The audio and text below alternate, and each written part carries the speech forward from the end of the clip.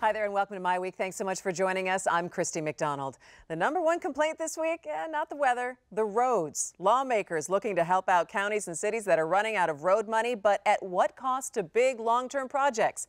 Also, Detroit's plan of adjustment is expected this week, why this is one of the most pivotal points of the bankruptcy process. And the new state district that was supposed to take on failing schools will no longer be the only option. What does this really mean for the EAA? And election 2014 focus this week on the races in the 14th and 13th congressional districts. Representative John Conyers may have his toughest challenger in years. But let's start tonight with our roads. I'm sure you have a choice few words to describe them this time of year, especially since this winter has been an absolute bear. So we have several things at play here. Local funds running out for plows and salt, meaning that there's nothing left for maintenance. Lawmakers are thinking about throwing $100 million to help out. But what does that cost us in repair projects down the road? Let's get the conversation going now with Nolan Finley, the editorial page editor of the Detroit News, and Stephen Henderson, the editorial page editor of the Detroit Free Press. Gentlemen, I want to start talking about the roads, but right now I'm being pulled in like a tractor beam to Stephen's socks, and I'm wondering, is that like a specific mood at all? I mean, can the socks tell the mood? No, I always have on stripy or some sort of patterned socks every week. So Nolan, can we expect this from you sometime soon? Nolan's too cool to wear fancy socks. Looks like Dr. Seuss. All right. Well, let's take that $100 million instead of putting it into sockwear. Let's talk about what lawmakers want to do for the roads. Well, I mean, it's been a brutal winter, as you said, and it's racked up a lot of costs for these local communities and for the state. The plows have been out almost nonstop, although I've only seen 2 all winter. But getting rid of that snow was a huge unexpected expense, and the state is right to try to help out these local communities.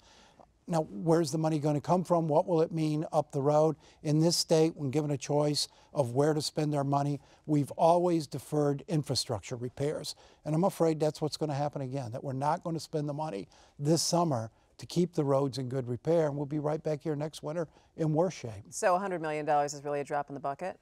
Well, and that's real money for the problem you have right now, and you probably need every dime of it to fix the roads that are just literally falling apart. I mean, I drove Greenfield between 8 Mile and 9 Mile about a week ago, and it's just one big pothole. I mean, cars were going like 5 miles an hour trying to just. You're almost to a point where you can't steer around stuff anymore. It's crazy. You can't. You just got to get through them. And so the problem is, though, that this is not a function of this winter. This is a function of us not having invested over a long period of time, and so this bad winter has made all of it catch up. And so the $100 million you might spend now will fix the roads that we have, but it won't prevent the long-term problem from recurring. We've got to come up with this $1 billion that the governor wants. It's chronic infrastructure neglect. This has been going on, as Steve said, for decades, but not just on roads and bridges, water and sewer, everything. Given a choice of taking care of our responsibilities to our infrastructure, we've always kicked the can down, said, well, they'll last long enough. Somebody else can take care of it later. When you start counting in the cost of repairing this infrastructure and bringing it back to where it needs to be for this state to become competitive, our deficit situation is a lot greater at every level of government than we think it is. So if you take this $100 million and you're going to be giving some to the counties, you'll be giving some to municipalities, some to the state. Well, what does that take away from projects that were supposed to maybe happen this summer, and then what could we see next year, because those projects haven't been done? Well, we have the money, frankly. I mean, if you did smarter things with the surplus. Well, they just voted this week to start putting it through committee for a rolling back of the income tax, right? I mean, that's a bad plan for that money. The $100 million, you just write the check out of the surplus for roads. But again, it's the focus on the short term. I mean, we really have to get past this idea of managing by crisis or managing from crisis to crisis. Okay, so is it education? Is it education then? Do people? I mean, if you can't educate people this summer about, or this winter about how bad your roads are and how long term you need to fix them, then when can you do it? We have become accustomed to getting a lot for very little, and that has to do with the largesse that we had, the economic largesse that we had for such a long time, covered over a lot of the needs that we had. Now that the economy here has shifted and it's smaller, it's going to generate less money for government for probably for decades.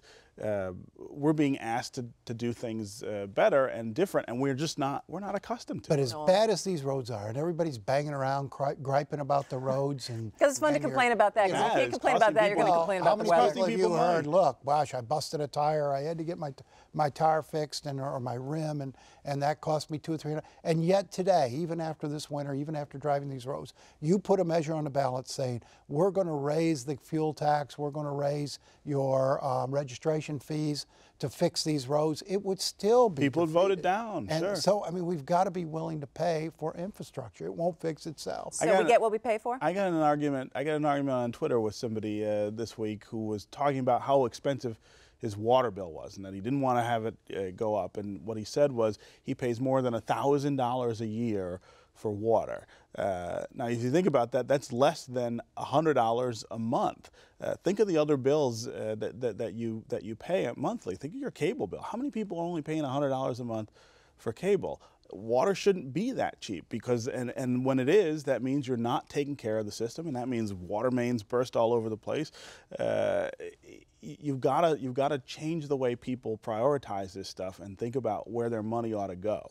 But people do have a legitimate beef in one regard, Steve. They have been paying their water bills, they have been paying their taxes, and they've seen a lot of their money, particularly in the water and sewage department, squandered over the years. Sure. And so they might chafe a little at saying, we got to pay even more now to make up for your mismanagement and incompetence. So, you know, there is that factor too. It's not all just, oh gosh, I'm cheap. Well, that's helped. No, but sometimes you do get what you pay for, though. Right. Well, and that's helped to make people skeptical of the idea of paying, you know, some of the mistakes that have been made in DWSD. But if you eliminated all the waste entirely, we'd still be very, very far short of what we should be spending to take care of that. All right, so we'll be watching in Lansing to see how much money they're going to put towards the roads coming in the next couple of weeks.